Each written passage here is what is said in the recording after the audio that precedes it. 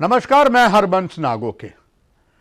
अब एक बात पूरी तरीके से तय हो गई है कि डीलिमिटेशन की अंतरिम रिपोर्ट को अब सभी ने खारिज कर दिया है। देश की राष्ट्रीय पार्टी कांग्रेस ने आज अपनी आवाज इस पर दे दी है। पहले ही राष्ट्रीय राजनीतिक दलों की बात करें तो ऑलरेडी कांग्रेस के बाद सीपीएम ने भी इसको खारिज किया था। भारतीय जनता पार्टी के नेता अंदर से अंदर नाराज हैं, वो सरेआम सामने नहीं आ सकते।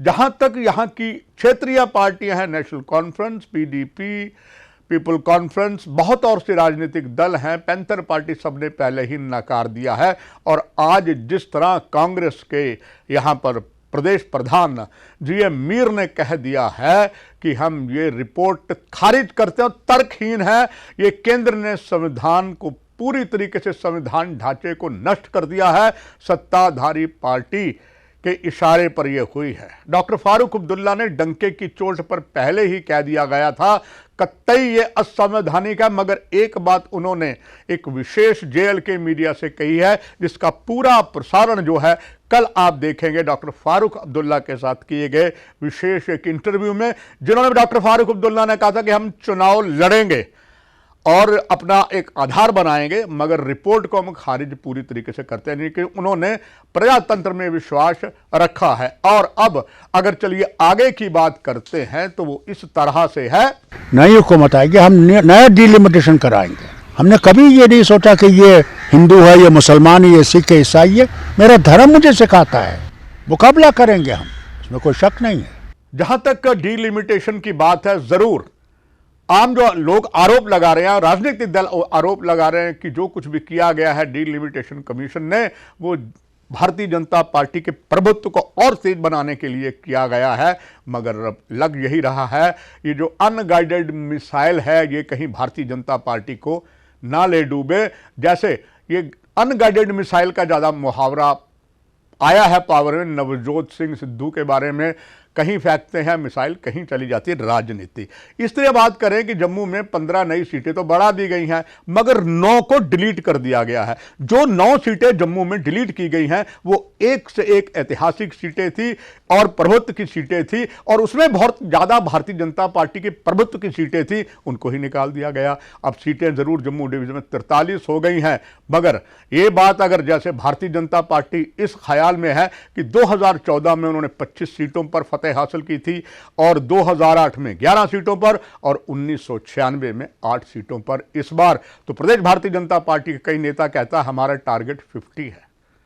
क्या यह पूरा हो पाएगा? कुछ मैं और आंकड़े आपको खास करके राजौरी पुंछ के देता हूं, जम्मू के देता हूं, तो उसमें लगता है ये एक टेढ़ी खीर है और कांटों का ताज होगा इस पर चलना, कांटों की डगर होगी। अगर मैं बात करूं आपको राजौरी, जो हिंदू विधानसभा के क्षेत्र बनाए गए थे, यहां पर इस परिसीमन रिपोर्ट जो खाका तैयार किया गया है, जो राजौरी हिंदू विधानसभा क्षेत्र थी उसको इन्होंने और बढ़ाया है। और जहां तक जम्मू कश्मीर में गुज्जर बकरवालों की बात है, उनके लिए 7 शेड्यूल ट्राइब सीटें रखी गई हैं और गुज्जर बकरवालों को 7 एसटी सीटें हैं और 6 सीटें शेड्यूल ट्राइब की हैं, यानी कि 7 सीटें शेड्यूल कास्ट की और 6 शेड्यूल ट्राइब की। और इसमें कंबाइन जो हैं यहां पर गुज्जर बकरवाल सारे मिलकर 25 से 44% थे। और अब जो राजौरी के अगर और क्षेत्रों की मैं बात करूं तो उसमें हालात ये है कि जो की रोल होगा अब 25 विधानसभा क्षेत्रों में होगा। और अगर उसमें 3 पुंछ जिला की बात करें, पुंछ हवेली सीट, मेंढर सीट, सोरनकोट सीट, इन तीनों को शेड्यूल ट्राइब में दे दिया गया है। मगर ताज्जुब की तो बात यह है जो परिसीमन ने बनाई है, शायद लोग जो कह रहे हैं ये भाजपा को प्रभुत्व बनाने के लिए गई है, शायद ये बात डीलिमिटेशन कमीशन के अधिकारियों को कान में पूरी नहीं पहुंची, क्योंकि ये तो वास्तव में गुज्जर यहां आज तक जीतते आया, यहां पर पहाड़ी गुज्जरों का प्रभुत्व कम था।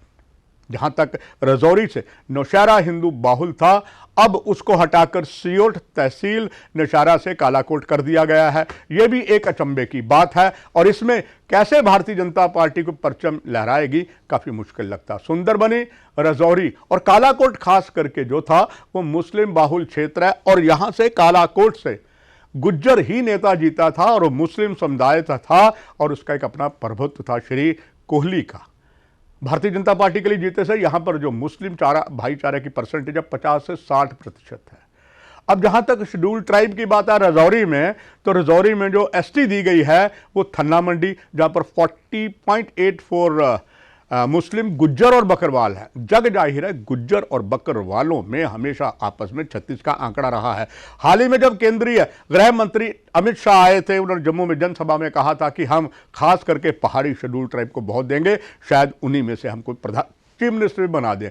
मगर ये जब बात निकली कि ज्यादा जो प्रिविलेज है भारतीय जनता पार्टी जो है केंद्र में वो गुज्जर बकरवालों को दे, तो बड़े बड़े विद्वान जो गुज्जर नेता थे उसमें एक बहुत ही बुद्धिजीवी डायरेक्टर जनरल पुलिस भी रहे हैं मसूद चौधरी, और वहाँ पर जो गुलाम बादशाह यूनिवर्सिटी है उसके वाइस चांसलर भी रहे हैं, वो अपने गुज्जर हैं, उन्होंने जमकर इसका विरोध किया था। इसी तरीके से ये जो जगह है जो बनाई गई है उसमें मंजाकोट, फतेहपुर, सुहाना, डूंगी, बागला पटवार, दराल, ख्वास, कोटराना, यहाँ पर 52.11 वोट जो गुज्जर और बकरवालों के दोनों में आपस में बनती नहीं। तो ऐसे में भारतीय जनता पार्टी के लिए वही तो नहीं होगा, शिकार करने को आए थे शिकार होके चले, और ये सारी बातें कहती हैं कि बहुत गड़बड़ झाला हुआ है, मगर इसके पीछे कोई ना कोई राजनीतिक कारण बहुत होगा।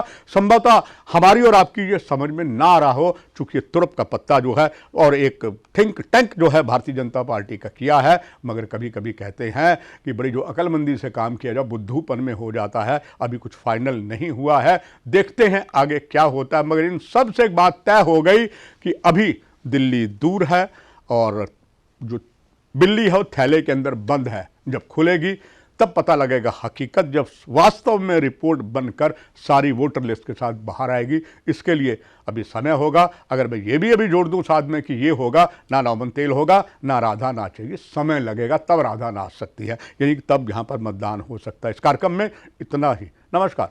For more updates, do subscribe our YouTube channel and don't forget to hit the bell notification icon. And if you are watching this video on Facebook, do follow our Facebook page.